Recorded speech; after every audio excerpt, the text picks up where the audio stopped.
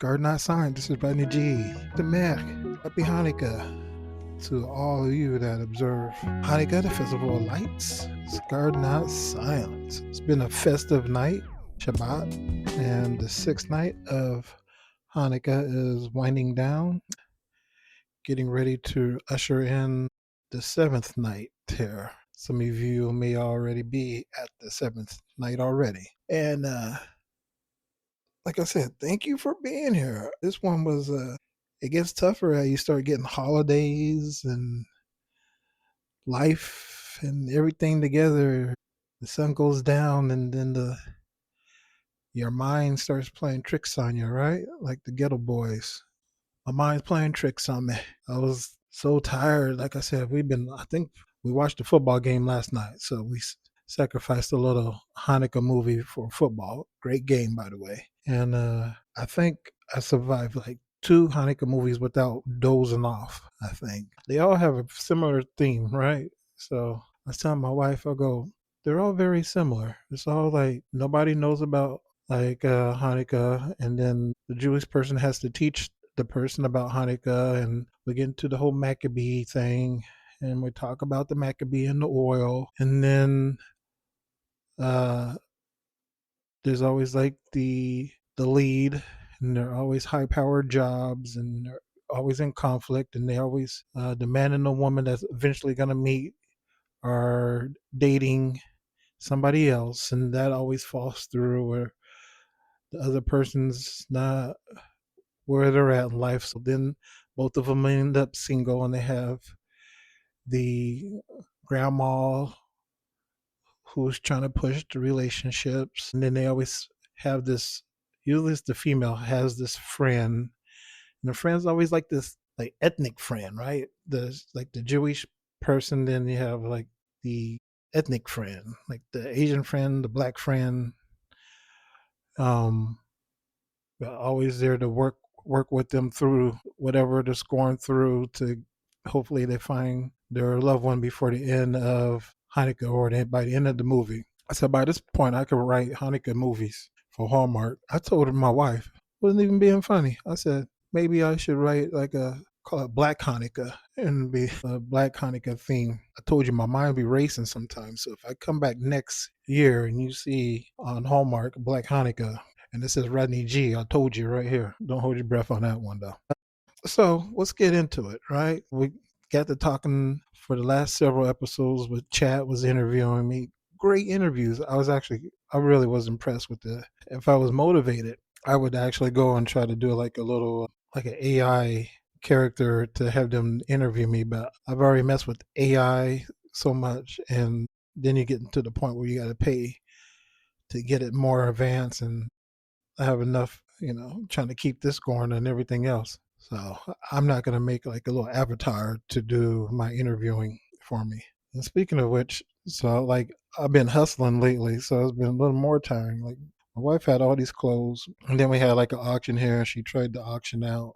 So I had a bunch of these clothes, and I was like, oh, she's like, we could put it on Poshmark. So I've been putting stuff on Poshmark and Macari, and actually been selling, right? I've been selling these products and shipping them out and learning a lot, like a little business, kind of managing that. And then I look like this is kind of funny because we had the maintenance people come in here today, and I got my scale because I told my wife I need a scale. And so this is all kind of backstory to like me like having money and going and getting these like some additional clothes because we have an auction here in Mesa, like it's called Nellis, and it's like online auction, and you can, you know, it shows you the products and you can order it last minute and hopefully they can beat the other person, but it's not too hard to do really. And I was like, I was using the kitchen scale to weigh the clothes out in the bag, and the kitchen scale was small, and I can't read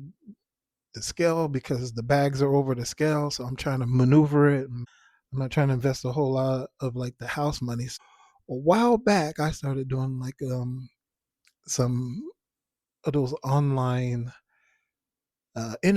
or not interview but surveys, and I thought, is this really, is it going to be worth it? Because there's one survey that you could do it and they'll give you like 20 cents, right? And then it'll pop up again, and then you could get like 25 cents. And then they might have like a for a week. If you do something for a week, then you get like $5. And I kind of fell off of that. And then there's another one, like once you get into it, then you can start like making like $10. And it's only, let's say maybe it's like a like 15-minute survey or something like that. And it kind of depends how quick you are.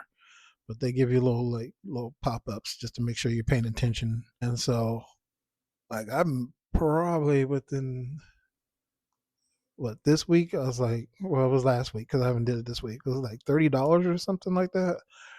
And then like a couple weeks before, I think it was like I had like another 25 or 30 or something like. So they add up. And so I was like, you know what? I'm gonna buy me a scale, and I need a shipping scale. So I bought me a little shipping scale.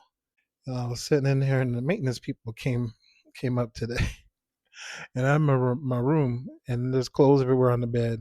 And then I was like, I wonder if they see the scale in here, me working the scale, look like I'm in here like a dope dealer with the scale out here. And really, I'm hustling clothes. Every day I'm hustling. Every day I'm hustling. I'm hustling clothes. And so I'm over here I got a bag of clothes over here, and then there's bags out in the patio. We got it looking pretty, and then behind the little sofa area, if you look back, there's blue bags. And so it's our first fail, which was like getting a bunch of just random stuff. And then we realized like some stuff worked, some stuff didn't. And then I told my wife, I said, I'm rather do clothes because I actually like clothes and I know some of the fashions. I know the ladies' fashions because I pay attention. I'm not like a high fashion type of guy, but I pay attention enough to know.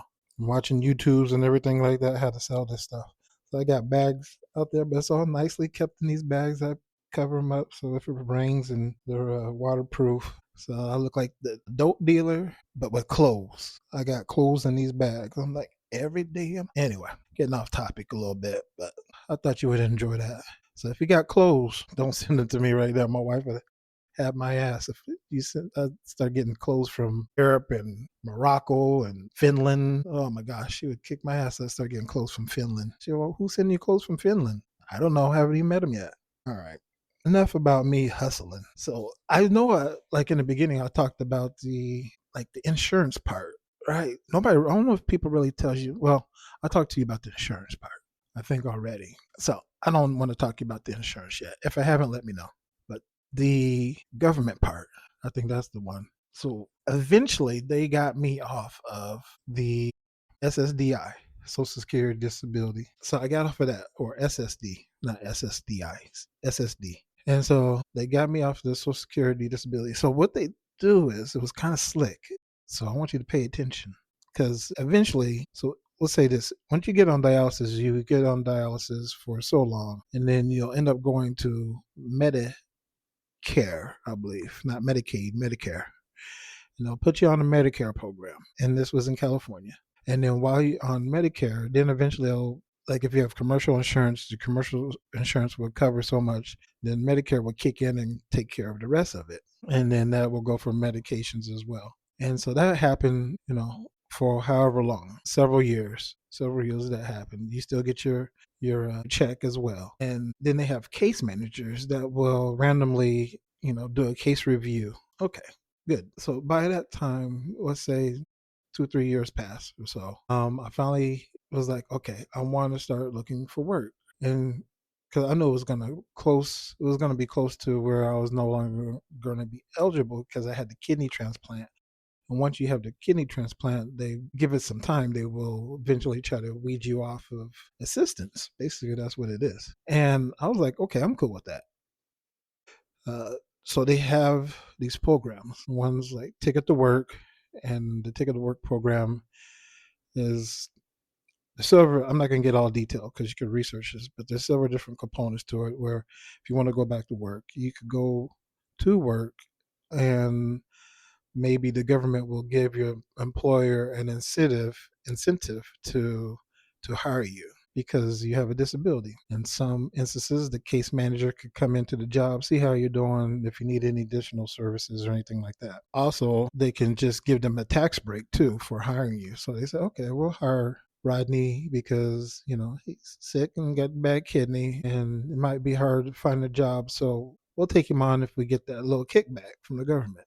So, like I said, there's these different programs, and then there's other programs too. So they'll give you like an employment person. So what I did was I was like, okay, I'm ready to go back to work.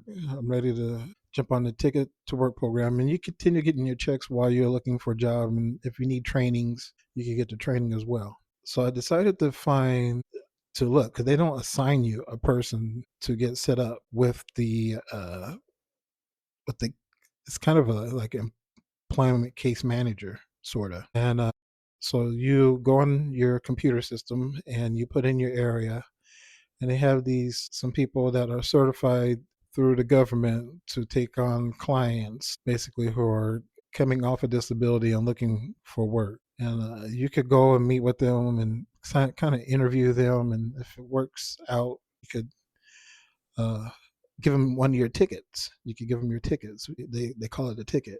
Once you give them your ticket, that means you're working with them.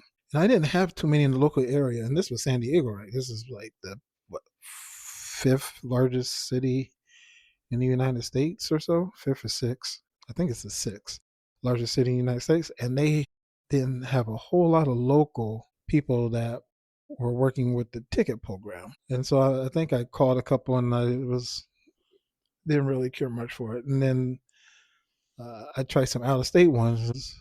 You know, did searched the website, and it was a black dude, and he had some good credentials. And I talked to him, and he was real thorough. And they send you their paperwork and their agreements because it's their business, so they get paid through the state, like a third party contract kind of thing. And you go through your interview, give them your ticket, and they sign your ticket. You take that paperwork in, you sign. They do most of the paperwork and sign it, send it into the state, and then you have some forms that you'll need to fill out, and give it to the state. And then once everything's okay, then your ticket gets approved. Then you work with that person. Now, when you work with that person, it's kind of like what we did. What I used to work for the jobs program for the Department of Economic Security in Arizona.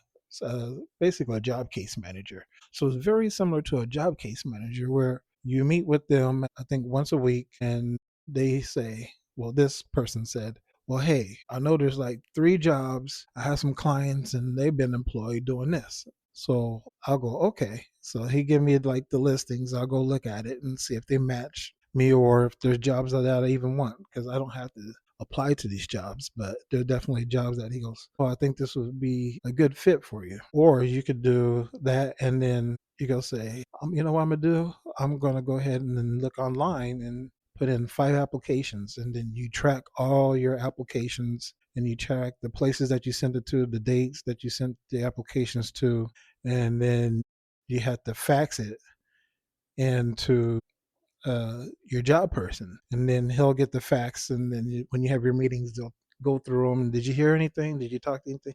Did you get an interview? Did you get a call back? You get all this. And so, no, that didn't happen. So, all right, well, we'll catch up next week and keep putting in your interviews. You're doing a good job. So that goes on for a period of time with myself.